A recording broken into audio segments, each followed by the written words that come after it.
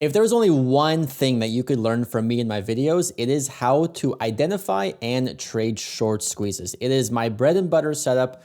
I have been able to distill my process and explain how short squeezes work and just how to identify them on charts so simply. It's what I teach every single day, both here on YouTube and in my course. And in this video, I'm going to be showing you one key example of a short squeeze happening right now, which no one's talking about as far as I see.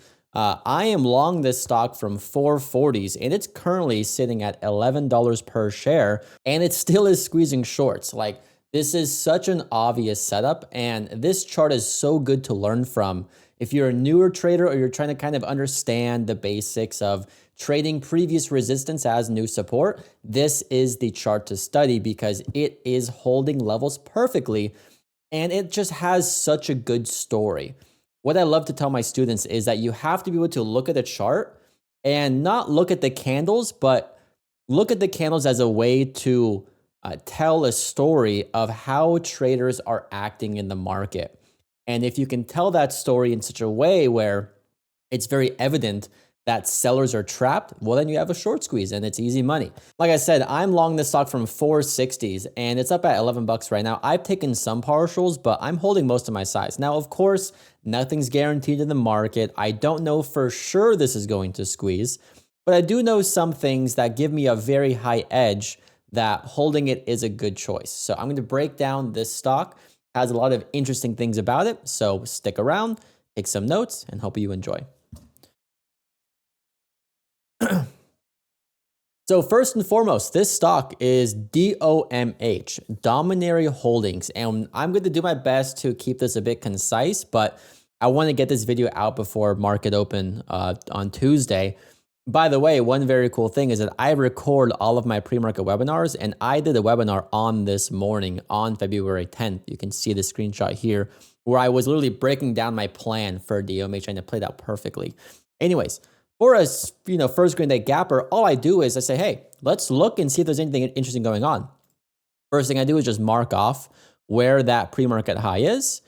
And then I like to go to the big picture and just see, is there anything interesting going on? So by big picture, I mean, let's go to the daily chart and let's see, is there anything interesting going on here? Right away, that's pretty interesting. Notice how that 4.5 line that we had formed from the 10th, was this 1 year high area? That's interesting. Also, look at the hourly chart for the past month. We can see that actually this has already been developing a trend. This gap up that happened on that first green day, look what happened. If you look at the hourly line chart, it gapped up and held this previous resistance as new support. So actually, when I saw this chart, I already knew that shorts were getting trapped. And let me explain in the simplest terms possible. What I mean by shorts getting trapped is we can see that on this day back, what was it? January 31st, it had a, nice run up day before, some decent volume. The next day we saw this big rejection with decent volume too. That rejection literally means that there was more sellers than buyers there, right? That's simple, right? The reason why it spiked up and rejected is because there was more sellers there. People sold it. People thought that this was the highest it's going to go and they're going to sell it. And just imagine a short seller, right? What's a short seller going to do? They're going to bet against the stock here because they want to buy back in at lower prices. Anyone that held this over the next week, maybe they locked in profits, maybe they didn't. There wasn't that much volume to get filled, so most of them probably held. And then all of a sudden, on this first day, they wake up and, oh my gosh, it's gapped up. So right away, this is very logical. Anyone that sold in this first area and did not buy back in, they're very motivated to buy back in at their break even as close as they can because they don't want to suffer the pain of being down so much again. So right away, we can see there is a short squeeze forming here. As long as this previous area holds as new support, it's just guaranteed. Those sellers are going to get squeezed. Now, notice my phrasing there. I'm not saying it's guaranteed to hold there. I don't know. But if it does hold there, that's the best entry possible, and it's going to keep squeezing. So right from there, I knew that this is a really good setup, right? We haven't looked at the news. We haven't looked at anything, right? Just classic first green day gap up, gapping up and retesting, holding previous selling area. Best way to put it. Key tip, use the hourly line chart and you can find key levels. However, I have a rule personally where I don't like to buy under pre-market high just because I've developed that rule for myself. So for me, I was saying, okay, great, that's a nice retest, but I'm going to wait until the breakout and retest of pre-market high because once again, anyone that's sold here is going to be trapped. Now, pre-market volume is pretty weak, but if we look at the intraday, we see something very interesting happen. So here's the 5-minute chart from that first green day. Once again, that 450 level we know is significant. It's pre-market high. One thing I love to see for short squeezes is I want to see that key level actually get rejected first. Now that might sound funny or weird because like most people want just easy breakouts, but for me, I'm thinking one step ahead. I want there to be more sellers trapped. Once again, look at this.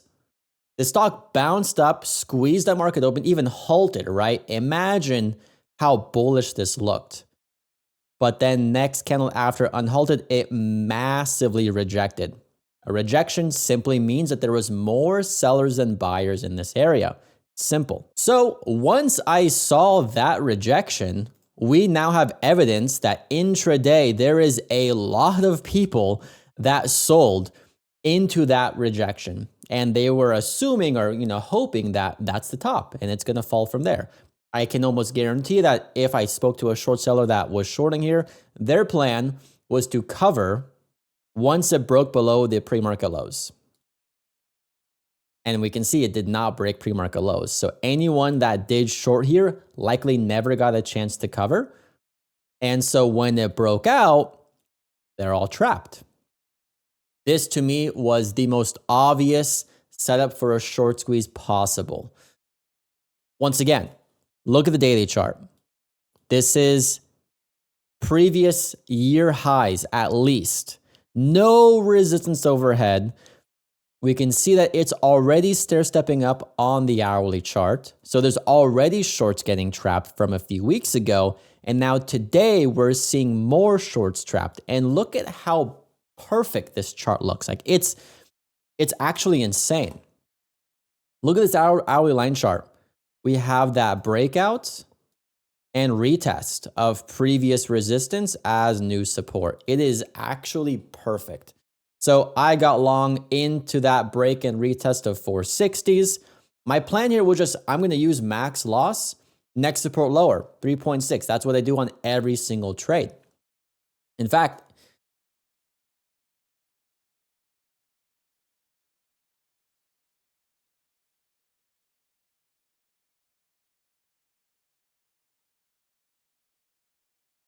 look, here is my watch list. Look, here's my watch list from that morning where I said, DOMH, watch for break and retest of 445, which is pre-market high and also previous all-time highs. That's incorrect. It's year highs, but that's okay. Next support lower is 371. Take into consideration the hourly chart as well, since it's very clean. So I posted that February 10th, just before market open. And we talked about that live in the pre-market webinar. So I went long and the rest is pretty much history. So when I have a short squeeze setup, there's only one thing that matters. As long as previous resistance keeps on holding as new support, it is going to keep on squeezing. It's literally guaranteed. Once again, guaranteed is a strong word because we're not saying that it's guaranteed to hold that support because it could break down, right? It could fail. Maybe there's more sellers that come in. But if it does keep holding and keeps on holding previous resistance as new support, it's just the market dynamic is going to see a squeeze. So once I'm long and I know that there's a short squeeze setup, my main plan is I'm going to hold this as long as previous resistance keeps on holding as new support. Now, the best way to do this is on the big picture time frame, like the hourly chart. And it's not easy for new traders because yes, you have to learn to hold through pullbacks. The most important thing with trading actual short squeezes is you can't expect to actually sell the top. It's not going to happen. Instead, so here, right, all I said was great. We have broken out over the 470s. Technically, as long as it holds the 470s, 480s, it still is bullish, right? Because there's no failed breakout yet. So I just let the price action do its thing. It pulled back a bit. This next morning actually had crazy news, so it gapped up. But first, let me just mark off this level. So the reason why this is an even bigger short squeeze is because overnight, there was some insane news that came out on this company. They announced that Donald Trump Jr. and Eric Trump joined the advisory board. This news came out in the morning, Tuesday, February 11th. This is insane news. If you've been trading since 2016, then you know that any stock that has any relevance or any link to Donald Trump or his family goes crazy, right? It's just it's a classic billionaire play. If you've learned from Tim Sykes years ago, people want to follow rich people. People are going to follow the richest or most powerful family in the world. And they're entering into this small cap stock. Obviously, they know what they're doing.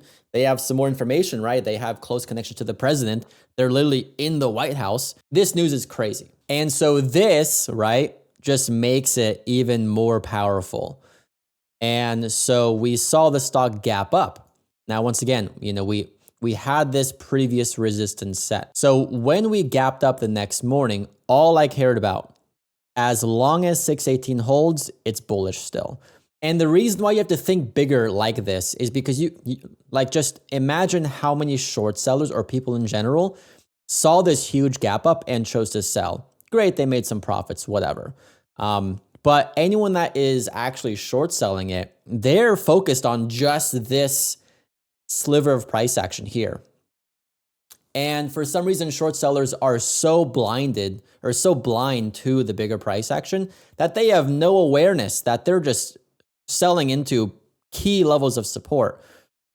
Because once again, as long as it holds 618, it's big picture bullish. So yeah, maybe you can make a nice $2 or $3 share short. Great, whatever. But all I care about is I'm going to hold my shares, right? I have an amazing position at 406s, and I'm going to hold this because I know that as long as it holds 618, it's bullish. It's just a guaranteed fact. So I was okay with this day selling off, no big deal. We can see day after, look where it bounced. Look at that hold of 618. Look at how perfect that looks. Still bullish, and I was saying so in my chat as well. Also, shout out to some members. You can see Tom made some profits twice. Jeff made some profits. I got some screenshots here. Wait, you can see here. Look, like I said on Tuesday, I'm okay with it holding as long as it holds 618. I said the same thing here. Holding higher is also fine, but this chart still looks great. And so the next day, we just go back to the hourly chart. Once again, all I cared about, as long as it holds previous resistance as new support, the stock is still bullish. Just sit back, let it do its thing. Next resistance, we can see there's a lot of volume up here near 937. It's also kind of where the hourly line chart is too. So at this point, if you want to take partials, the best place to do so is just at previous resistance, right? Just take off some size, hold the rest as long as it keeps breaking out. And we can see we had an effortless gap up the next day, cleanly crossed over that volume. And this is significant too, because once again, everyone sold on this gap up day, right? There was majority sellers. We saw that big spike and crash. So many people sold on this day, and now the stock is effortlessly crossing back above on low volume. There's not enough volume for anyone that's sold here to buy back in, because if they buy, it's going to spike. And to see how it just effortlessly squeezes up. And now look, we're up at $14, $15 per share. Great, but still, now I just recycle, rinse and repeat. As long as it holds 886 as support, it's bullish. Just sit back, let it do its thing. See what happened. The stock, of course, sold off the next day, not surprising. We suckered in new short sellers who were just focused on that intraday price action. But look, we held 886. We are consistently just wrangling in new short sellers and blasting them out. And now Once again, I don't know for sure that it's going to squeeze, but what I do know is as long as it holds 886, it's 100% bullish. So as long as that happens, I'm holding it. I'm expecting a nice breakout over 1415. And if it does that breakout, we've done so many rinse and repeats of, just trapping and squeezing new shorts that it could easily go supernova, like 30 plus. That might sound crazy now, but I've been a part of a lot of supernovas in my time. I've been trading for almost 9 years now. I know what I'm talking about. So yeah, this stock is 100% bullish. I have a very good average, so I'm seeing it from a different perspective. So that's my breakdown here for DOMH. If you want, follow my Twitter because I was also posting about DOMH nonstop. Posted it here on the 14th. People think it's actually bearish. Nope, still bullish. Posted it here on the 13th. Still bullish in my eyes, and it is. Posted it here on the 12th. Previous resistance holding as new support. Tons of shorts still trapped up in this as long as it holds 618 on the hourly. So I've been correct on this stock since the beginning. So let it do its thing. We'll see what happens. But I do think that this is going to be the biggest short squeeze of the week as long as it keeps on just stair-stepping and building up that price action. So most important thing with anything in terms of bullish price action is you just want to see previous resistance hold as new support. As long as that's happening, you have to let the stock do its thing. You just have to. Lock in partials along the way. Watch my other videos on guides and lessons on how to do that. But if you want to trade with me and my team at TradeBuddy, we have a free 2-week trial. I'll be live tomorrow morning in pre-market talking about this stock and live every single day, both in pre-market and market close for a recap webinar to teach what I've traded. Click the link down below. There's a course, chat room, everything. Check it out. If not, follow me here. Follow me on Twitter for updates. And yeah, if you have any questions, let me know. If not, I'll see you in the next video.